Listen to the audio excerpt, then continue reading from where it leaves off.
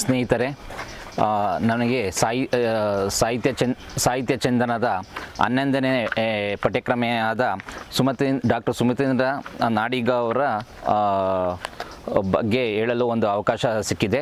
ಈ ಒಂದು ಅವಕಾಶ ಮಾಡಿಕೊಟ್ಟಂಥ JP ಸರ್ಗೆ ನಾನು ಧನ್ಯವಾದ ಹೇಳುತ್ತೇನೆ.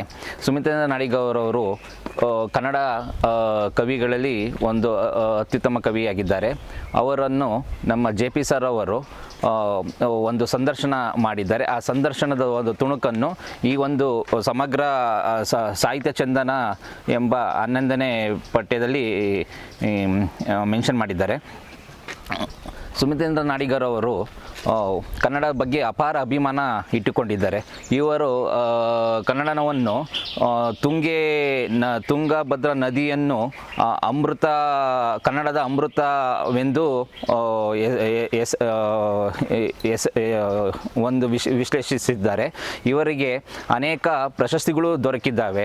ಕನ್ನಡ ರಾಜ್ಯೋತ್ಸವ ಪ್ರಶಸ್ತಿ, ಮಾಸ್ತಿ ಅಯ್ಯಂಗಾರ್ ಅವರ ಪ್ರಶಸ್ತಿ ಅನ್ನು ದೊರಕಿದ್ದಾರೆ. ಇವರು ಅತ್ಯುತ್ತಮ ಕೃತಿಯಾದ ದಾಂಪತ್ಯ ಗೀತವನ್ನು ಬೇಂದ್ರೆಯವರ ಸಖಿ ಗೀತ ಅವರಿಂದ ಪ್ರೇರಣೆಗೊಂಡಿದ್ದಾರೆ. ಇವರ 25 ವರ್ಷದ ದಾಂಪತ್ಯ ಗೀತೆಯನ್ನು ಬೇಂದ್ರೆಯವರ 17 ವರ್ಷ ಸಖಿ ಗೀತೆ ದಾಂಪತ್ಯವನ್ನು ಹೋಲಿಸಿಕೊಂಡು ಬರೆದಿದ್ದಾರೆ. ಈ ದಾಂಪತ್ಯ ಗೀತದಲ್ಲಿ ಅನೇಕ ಸರಸ ವಿರಸಗಳನ್ನು ಉಲ್ಲೇಖಿಸಿದ್ದಾರೆ.